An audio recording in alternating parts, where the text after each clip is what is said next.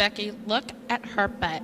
That's right, we have one more Christmas servant left to cover, and she's packing a big present. Hello everyone, Soberoni of G&A Reviews here, with a spotlight for the servant who puts the ANAL in analysis, Bradamante. We'll be examining her stats and skills, as well as going over pointers to how to utilize her effectively, and an overall grade, comparing her to how she stacks up to the other 5-star servants. Now, onto Bradamante's stats. Bradamante has a max HP of 15,682 and a max attack of 10,833, which becomes 11,374 due to her class modifier. As far as the Lancer class goes, Bradamante's attack is just average, however she does have the second highest HP total among all Lancer servants. Compared to the rest of the 5-stars, her HP remains one of the highest in the game, while her attack is fairly below average. When it comes to her command cards, Bradamante has 4 hits on her quick card, 2 hits on her arch card, 4 hits on her buster, and 5 hits on her extra card. She has an NP gain rate of 0.7%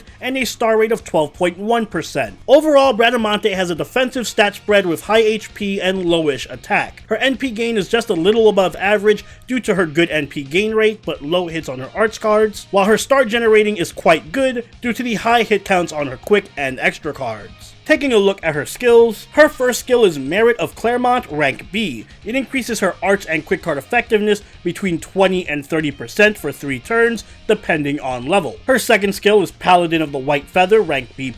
It grants her Guts for 1 time, lasting 3 turns, and reviving her with between 1,000 and 3,000 HP, and it also increases her defense for 3 turns between 20 and 30%, both depending on level. And finally, her last skill is Thaumaturgy Sanctification, rank A. This skill charges an ally's NP gauge between 10 to 20% depending on level, and it removes all of their debuffs. For passives, Bradamante only has Magic Resistance rank A, which increases her debuff resist by 20%. Moving on to her deck and Noble Phantasm, Bradamante has a quick arts deck with quick arts buster and a quick Noble Phantasm. Her Noble Phantasm is Basilia de Elante, which deals AoE damage to all enemies with between a 600 and 1000% damage modifier depending on level. It also has a 60% chance to inflict stun for 1 turn, reduces the enemy's critical attack chance by 20% for 3 turns, and increases Bradamante's own NP strength for 1 turn between 20 and 60% depending on overcharge. Bradamante's Ascension mat requirements are very heavy on Heroes Proofs, so I hope you've been saving up. For level Ascension, she needs 22 Heroes Proof, 20 Night Medals, 9 Bicorn Horns, and 10 Phoenix Plumes. Heroes Proof can be farmed at the pirate ship in Okeanis, where they have a 58% drop rate. Night Medals are found on the Royal Castle in Camelot with a 35% drop rate. Bicorn Horns have a 21% drop rate at the camping ground in Agartha, and Phoenix Plumes are best farmed at the Town Hall in Salem, where they have a 35% drop rate. For skill leveling, Bradamante requires 30 medals, 44 Heroes Proof, 24 Seashells, and 24 Aurora Steel per skill. Seashells can be farmed at the Observatory in Babylonia with a 40% drop rate, while Aurora Steel can be farmed with a 39% drop rate at the Castle of Ice and Snow in Lost Belt 2. Okay, I'll try to be mature and not spend too much of the spotlight's time making jokes about Bradamante's assets. But sometimes I can't pass up a good pun. Either way, putting that behind us, let's talk stats. Surprisingly enough, Bradamante's stats are very good. Her attack is on the low side, but she has more than enough HP to make up for it, and she benefits slightly from her class modifier. She also has a solid NP gain rate and star generating, making her quite self-sufficient. And this tankiness and good utility from her stats is something that her skills really emphasize. Her first skill, Merit of Claremont, buffs her arts and quick card effectiveness by 30%. This not only improves the damage on most of her cards, but it also gives her a big boost to her overall NP gain and star generating. The buffs also have a high uptime, which means that Bradamante can take advantage of the skill for the majority of any fight, making her star generating and NP gain hardly ever an issue. Speaking of NP gain, Bradamante also has her third skill, Thaumaturgy Sanctification, which removes an ally's debuffs and charges their NP gauge by 20%. This is a targetable skill that gives Bradamante some extra good utility, as she can choose to use it on herself or set up an ally. The buff removal effect also matches well with Bradamante's natural tankiness and can be useful in tough fights. But more often than not, the best use of this skill is as an NP battery for farming. Bradamante herself has an AoE NP and some decent NP gain, so she can easily take advantage of this skill herself to be an effective farming Lancer. And because the skill has such a low cooldown, it can even be used multiple times in some battles. Finally, Bradamante has a hard defensive skill in Paladin of the White Feather. It grants her guts for 3 turns and a 30% defense buff. It's a straightforward but effective survival tool to help the already tanky Bradamante. She can use it to survive an enemy Noble Phantasm, and the defense buff can soak up a lot of damage, especially when paired with other defensive buffs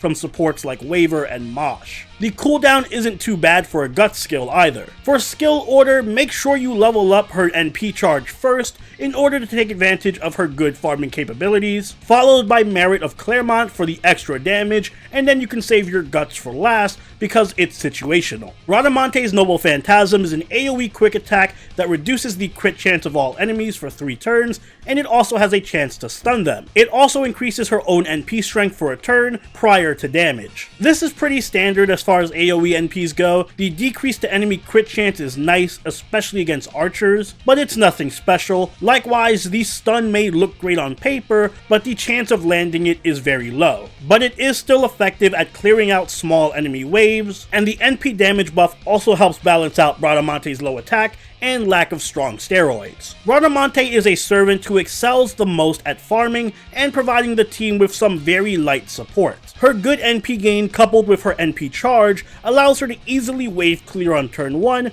or even clear multiple waves in some setups. Now, she's by no means a true NP spammer, but in longer fights she can fire off quite a few Noble Phantasms if she gets lucky with crits. She can also benefit the team through her good star generating and targetable NP battery, which can help set up other servants for farming. And if you are somehow able to land the stun on her NP, or you can stack the crit chance down, then she can provide even further utility to the team. Bradamante can also be very tanky and self-sufficient, since she has a lot of HP and good defensive skills, as well as a high uptime damage buff and enough NP gain and star generating to fuel herself, so she can work well without much help or babysitting from other teammates. That said though, Bradamante does struggle in a number of areas. For one thing, her damage is lacking. Despite Merit of Claremont and her NP strength buff, her overall attack is still too low compared to most of the other Lancers in her rarity, even the other AoE Lancers. So her wave clearing capabilities can be pretty weak. Also, while she can provide some utility, it is very little. There are many other semi-supports who can offer far more while dealing just as much, if not more damage. And that feeds into her biggest issue, which is that she just has an overall lack of a niche. Bradamante doesn't do much to stand out or offer anything new, and the things that she does do well, like farming, can be done even better by many other servants, including many other Lancers who specialize in it. That isn't to say that Bradamante is bad, but she does have the stigma of feeling like a generic jack-of-all-trades, master-of-none type of servant. But the good news is that Bradamante is flexible, and she can be put into a variety of teams to help her excel. Primarily, she works best in teams that help her with farming, or that can beef up her damage for better DPS. For farming, make sure to pair her up with allies who can provide her additional NP charge or NP gain, like Helena, Nero Bride, and Paracelsus. Helena and Bride both have powerful direct NP charge skills to help Bradamante with a turn 1 NP, or at the very least, Bride will be getting hers soon, and both of them provide Bradamante with some very good damage buffs. Paracelsus can also help set up Bradamante for multiple NPs with his strong NP gain buff. If you're aiming for more of a DPS build with Bradamante, then pair her with servants who can provide her with a powerful, high uptime damage buff that matches the cooldown on her Merit of Claremont skill, like Liz, Alexander, and Assassin of the Nightless City. Both Nightless Assassin and Alexander give Bradamante an excellent charisma and quick buff on a low cooldown to help her overall damage, while Liz has a double charisma buff and a defense down, which can drastically increase Bradamante's single target burst damage. Bradamante's Bondcraft Essence is Angelica Cathy. It buffs the party's NP gain and damage by 10%. This can be a decent CE to use if you're using Bradamante solely to support another servant, but for the most part, she is far better when using craft essences that help her NP by giving her starting NP charge or NP gain, like Someday in Summer,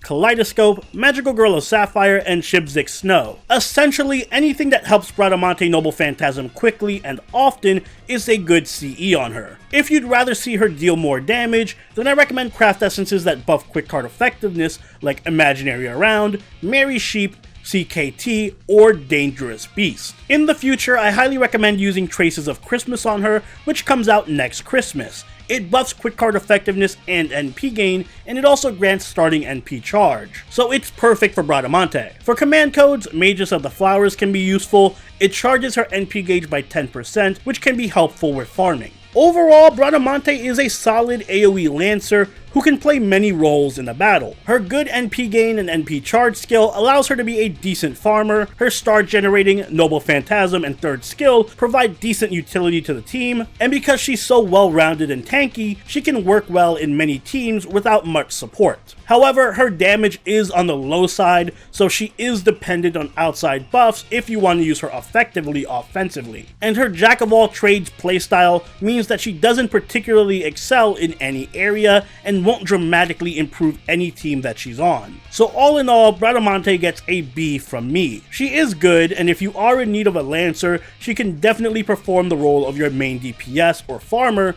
until you get someone better. But at the same time, she doesn't provide anything unique, and she's overshadowed by most of the other 5-star Lancers, so even though she isn't bad, she isn't great either. And those are my thoughts on Bradamante, but if you're still not sure whether to roll for her or not, I think the great philosopher and knight Sir Mix-a-Lot said it best in his immortal words, "My anaconda don't want none unless you got buns, hun." But what do you think? Let me know if you're rolling for her in the comments down below. If you haven't already, please check out the Santa Quest Spotlight that I also have up for the Christmas event, linked both on screen and in the description down below. And if you enjoyed this video, don't forget to leave a like and consider subscribing if you really enjoyed the video. Join the party over at our Discord, chill with us on Twitch, and follow us on Twitter. And I'll see you all in the next Servant Spotlight. Soberoni out. Later.